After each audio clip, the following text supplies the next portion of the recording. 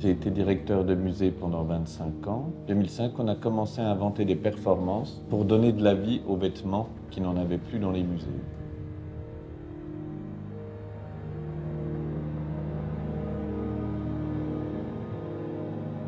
Ensuite, on a rencontré Tilda Swinton, Charlotte Rampling. On a inventé un collectif que l'on appelle Moda Povera, et qui est une manière de réinventer la mode par le savoir et par la connaissance. En fait, le challenge, c'est de faire en 3 jours, avec ce que vous allez apporter, trouver une collection avec les moyens du bord, avec ce qu'on a. Voilà. J'aime l'idée qu'on puisse imaginer une collection sans argent, sans rien du tout. Penso che una importante lezione sia legata alla capacità di raccontare una storia legata a un abito, e questo percorso fatto con gli studenti va proprio a indagare questa cosa, un abito che ha avuto una sua vita e che ne avrà un'altra, però senza dimenticare quella precedente.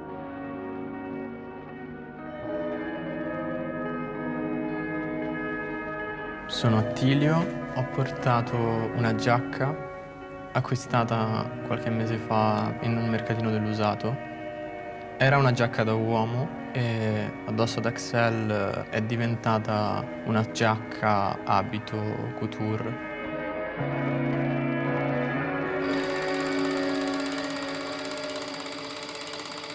È diventata un simbolo di leggerezza, liberazione dal passato.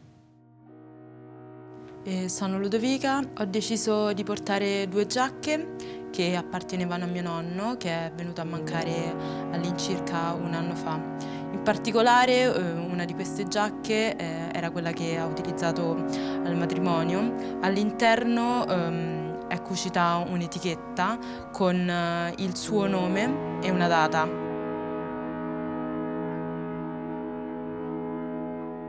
Sono Dylan e ho portato una maglietta cucita da me, fatta per la prima serata che mi facevo in discoteca.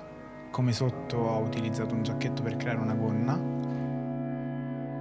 e ho deciso di portare questi capi, diciamo, perché sono dei capi che per me valgono tanto.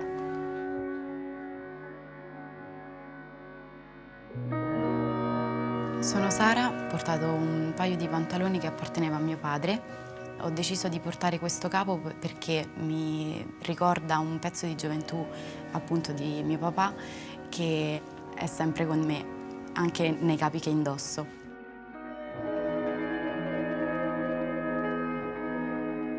Sono Flavius, ho portato un cappotto che ho utilizzato in modo molto goliardico l'anno scorso durante il periodo pandemico delle varie restrizioni della quarantena.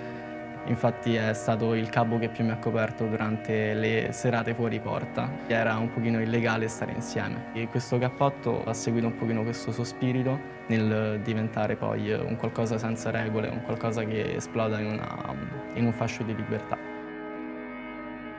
Alors c'est une chose merveilleuse et totalement imprévisible que je suis en train de vivre en ce moment, de voir tous ces étudiants réaliser leur première pièce sur un mannequin vivant. Ce qui est merveilleux, c'est que je reçois beaucoup. Je reçois dans leur regard, il y a des étoiles, des étincelles, du merveilleux. Et les vêtements qu'ils me proposent, enfin qu'ils m'essaient, sont empreints de poésie, de spontanéité. Et c'est comme les premiers dessins des enfants. Il n'y a pas d'a priori, pas de questions. C'est juste une grande poésie.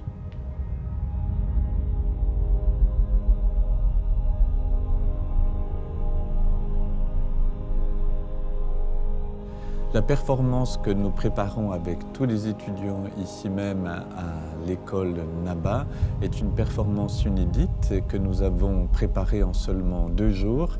J'avais vraiment le vœu puissant de pouvoir donner envie à toutes ces personnes, à toutes ces jeunes filles, ces jeunes garçons, l'idée de réintroduire de la poésie dans le vêtement.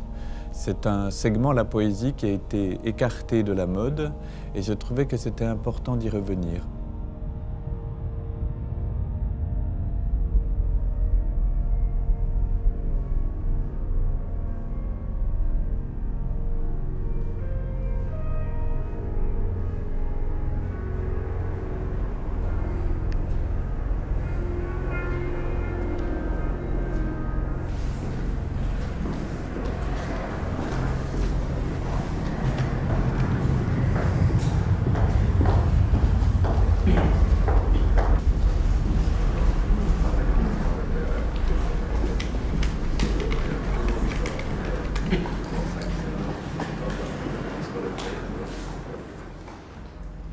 Je voudrais leur demander à tous maintenant de mettre leurs enveloppes dans les grandes feuilles de craft.